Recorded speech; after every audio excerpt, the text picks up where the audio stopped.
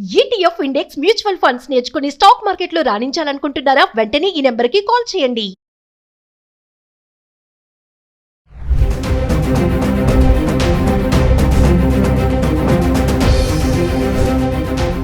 నమస్తే, welcome back to Suman TV. Present మనతో పాటు ఉన్నారు business analyst doctor Nandi Rameshwar Rao గారు. నమస్తే sir. Sir, America Israel Iran war ఇప్పుడు ఈ రోజుకి 15 రోజులు అయిపోతుంది యుద్ధం మొదలయ్యి. అయితే యుద్ధం మొదలై 13 రోజులు అవుతుంది సార్. అయితే అక్కడెక్కడో యుద్ధం జరుగుతుంటే భారత్ లో మన పైన చాలా ఎఫెక్ట్ పడుతుంది అనుకోవచ్చు. చాలా వీడియోలో మాట్లాడుతున్నాం. అది ఈ రోజు నిన్న మనం పేపర్ చూస్తే గనక మొత్తం అంతా కూడా పేపర్ అంతా గ్యాస్ సిలిండర్స్, అంటే గ్యాస్ సరఫరా అనేది ఆగిపోయింది. అంటే ఎక్స్పోర్ట్ ఇంపోర్ట్స్ అనేవి ఆగిపోవడం వల్ల మనకి గ్యాస్ కష్టాలు మొదలయ్యాయని చెప్పి హాస్టల్స్ కానీ హోటల్స్ కానీ ఇవన్నీ కూడా మూతపడుతున్నాయి. ఈ టిఫిన్ సెంటర్స్ కానీ చిన్న చిన్న వాళ్ళకి, అంటే ఒక్కసారి వార్ ఎఫెక్ట్ మరి గ్యాస్ సిలిండర్స్ పైన ఎలా ఉండబోతుంది అంటే? చాలా తీవ్రంగా ఉండబోతుంది.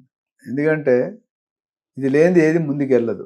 మన ఏ రాష్ట్రానికైనా రాష్ట్రంలో ఉన్న వాళ్ళకంటే బయట నుండి వచ్చిన వాళ్ళు కూడా మేజర్ పోర్షన్ ఆఫ్ పర్సంటేజ్ ఉంటుంది. ఐదర్ ఎంప్లాయ్మెంట్ కానీ, కాలేజెస్ కానీ, స్కూల్స్ కానీ, స్టూడెంట్స్ కానీ, ఉద్యోగాలు కానీ. ఇప్పుడు ఏమవుతుందంటే జనరల్గా ఎవరైనా 2 రోజులు 3 రోజులు 4 రోజులు 5 రోజులు నిలవ పెట్టుకుంటారు గ్యాస్. రెసిడెన్షియల్లో 2 cylinder allowed. అయితే ఇక్కడ ఈ ఇరాన్ ఇజ్రాయెల్ యుద్ధం వల్ల ఆ petrol oil, crude oil produce చేసే దీన్ని ధ్వంసం చేస్తున్నారు. చేస్తున్నందువల్ల ఏమైందంటే ఈ స్కేర్సిటీ అనేది ఏర్పడుతుంది. సో $70-80, $100, $200 దాకా వెళ్ళే ప్రిడిక్షన్స్ ఉన్నాయి.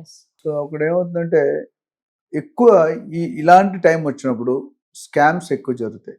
అంటే స్కామ్స్ అంటే కమర్షియల్ సిలిండర్ ఆపేశారు, ఆల్మోస్ట్ ఆపేసినట్టే. అది లేకపోతే రెసిడెన్షియల్ సిలిండర్ తీసుకెళ్లి కమర్షియల్లో వాడేస్తారు. Which is not good. Commercial gas rate ఎప్పుడు ఎక్కువ ఉంటుంది మీరు చూసుకుంటే, రెసిడెన్షియల్ తక్కువ ఉంటుంది. ఎందుకు అది వాణిజ్య పరంగా కాబట్టి ఇది గృహిణులు ఇంట్లో వాడారు. ఇప్పుడు ఏమవుతుందంటే చాలా మంది బ్లాక్ లో అమ్ముతున్నారు గ్యాస్ సిలిండర్. అంటే ₹1000, నాకు తెలిసి $900 ఉండొచ్చు సిలిండర్. దాన్ని 5000కి 4000కి బ్లాక్ లో అమ్ముతున్నారు. ఎస్పెషల్లీ ఈ middle class, lower middle class tiffin centres కానీ, రెస్టారెంట్స్ కానీ, పెద్ద బిర్యానీ, దీనికి కూడా చాలా గ్యాస్ కావాలి. అందరూ గ్యాస్ వాడుతున్నారు. ఇప్పుడు ఏమైందంటే పాత స్టైల్కి వెళ్ళారు, పురాతన. ఇప్పుడు గ్యాస్ ఎలాగ స్కేర్సిటీ వస్తుంది, కర్రలు పెట్టుకోవడం ఆల్రెడీ మొదలు పెట్టారు. బొగ్గు, చార్కోల్ అంటాం. లేదా ఈ చార్కోల్ కాకుండా ఇప్పుడు కొన్ని టీ స్టాల్లో చూసుకుంటే చార్కోల్ మీద చేస్తారు. ఆ టీ టేస్ట్ వేరే ఉంటుంది. ఇప్పుడు బిర్యానీ కొంత వుడ్తో చేసిన బిర్యానీ దాఖలో ఉంటుంది. మన స్టీల్ యుటెన్సిల్ కాకుండా మట్టితో చేస్తారు దాఖలని. దాంట్లో ఉంటే టేస్ట్ వేరే ఉంటుంది. ప్లస్ ఈ కర్రల వేడికి గ్యాస్ వేడికి చాలా తేడా ఉంది.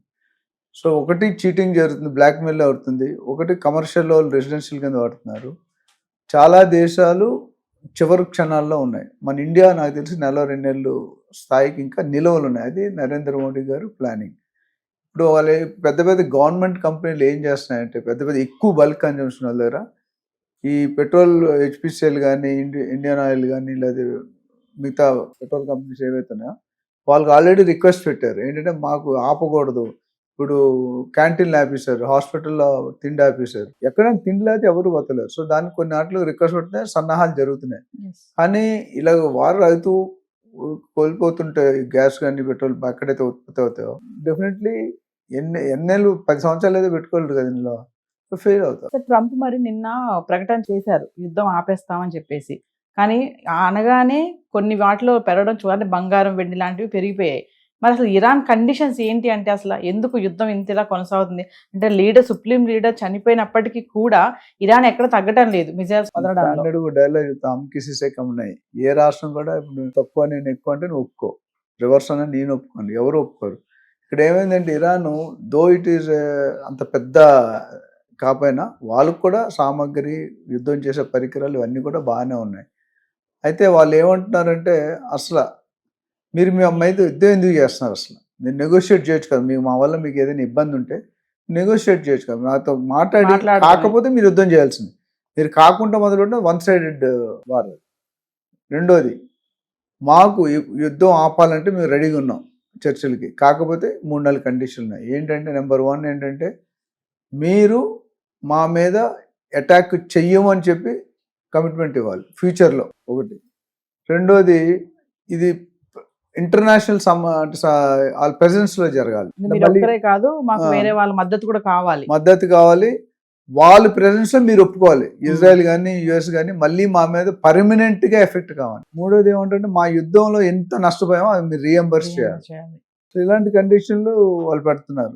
హక్కులు గుర్తించాలి. మా హక్కుల్ని ఇంటర్నేషనల్ లెవెల్లో, ఐక్యరాజ్య సమితి, ఆల్ ఓవర్ వరల్డ్ లెవెల్లో మాకు ఒక హక్కులు ఉన్నాయి, మాకు ఒక పాలసీ ఉంది, మాకు ఒక చట్టం ఉంది. ఆ చట్టాన్ని మీరు అందరూ ఆమోదించాలి. మమ్మల్ని కూడా ఒక కంట్రీగా ఫ్రీగా బతకాలి మేము, అంటే ఎవరు ఇంపాక్ట్ లేకుండా. అంటే ఇప్పుడు ఇరాన్ ఇంతలా దాడి చేయడానికి రష్యా, చైనా దీని వెనకాల ఉంది అని చెప్పేసి అంటున్నారు. నిజంగా రష్యా, చైనా సపోర్ట్ ఉందంటారా ఇరాన్ కి? నేను పొలిటికల్ లో లాక్కోమనండి. ప్రతి కాగితం అన్నట్టు వెనకాల కన్నీటి కథ ఉంటుంది ప్రతి పేజీకి. అట్లా ప్రతి కంట్రీకి 2-3 సపోర్ట్ ఉంటారు, బ్యాక్ సైడ్ ఉంటారు. ఇప్పుడు రాజకీయాల్లో లా నుండి మద్దతు ఇవ్వడం వేరు, బయట నుండి మద్దతు ఇవ్వడం వేరు, రెండూ ఉన్నాయి. అలా ఏంటంటే డెఫినెట్ గా ఇప్పుడు ఇజ్రాయెల్ కి యుఎస్ బ్యాకప్ మిగతా ఉన్నాయి, అట్లనే ఇరాన్ కి కొన్ని కంట్రీ. సో వీళ్ళు మెయిన్ కంట్రీస్ కాకుండా పక్కన సపోర్ట్ చేసే కంట్రీల మీద కూడా అటాక్ చేస్తున్నారు. దుబాయ్ బిగ్గెస్ట్ రియల్ ఎస్టేట్ 20-30% పడిపోయింది రేట్లు. దీనికి ఏంటంటే అంటే వాళ్ళ చట్టాలకి వాళ్ళు పోరాడుతున్నారు. ఇప్పుడు అమెరికా ఏముంటుందంటే నాకు నచ్చిన లీడర్ని పెట్టుకుంటా, నా కంట్రోల్లో పెట్టుకుంటా, లాస్ అని నేను క్రియేట్ చేస్తున్నాడు. అది జనరల్గా అంత ఈజీగా జరిగే విషయం కాదు. మళ్ళీ ఓ పక్క యుద్ధం ఆపేస్తానంటాడు. యుద్ధం ఆపేదంటే ఇలా ఆపట్లేదు. ఇప్పుడు కూడా 13-14 రోజుల్లో అయిందంటే ఇట్స్ నాట్ ఈజీ కదా. ఎంత కొన్ని ప్రాణాలు, 100 ప్రాణాలు పోతున్నాయి. వాళ్ళు చంపుకుంటున్నారు, వాళ్ళు. So it is not a good sign to be in long term లో. ఓవరాల్ గా చూసుకుంటే సార్, వార్ ఎఫెక్ట్ అంటే 13 రోజులు అయింది కదా స్టార్ట్ అయ్యి, ఇప్పటికి చాలా ప్రభావం పడింది కొన్ని రంగాల పైన.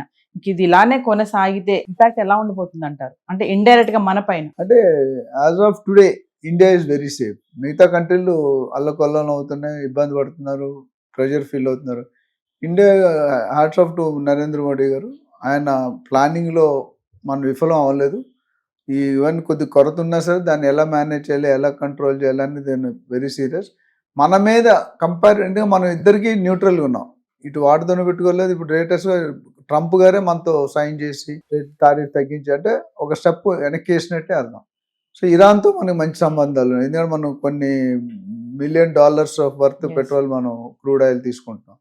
సో ఓవరాల్గా ఈ యుద్ధం ఆపకపోతే మాత్రం తీవ్రమైన పరిణామాలు ఎదుర్కొస్తుంది. You have to wait and watch. Exports and imports అన్ని కంప్లీట్ గా ఆగిపోయాయి అనుకోవచ్చు అంటారా? ఆల్మోస్ట్. ఎందుకంటే ప్రొడక్షన్ అవ్వాలి కదా. ప్రొడక్షన్ చేసే ఉత్పత్తి కేంద్రాలే ధ్వంసం చేశారు. ఎక్కడి నుండి వస్తుంది? సో మళ్ళీ కొత్త రీబిల్డ్ చేయాలని takes time. Rome is not built in one day. So overall గా నాకు తెలిసి కంట్రోల్ చేస్తారు అనేది ఒక ఒపీనియన్, మంచి పాజిటివ్ థింకింగ్ లో ఉందాం. Thank you.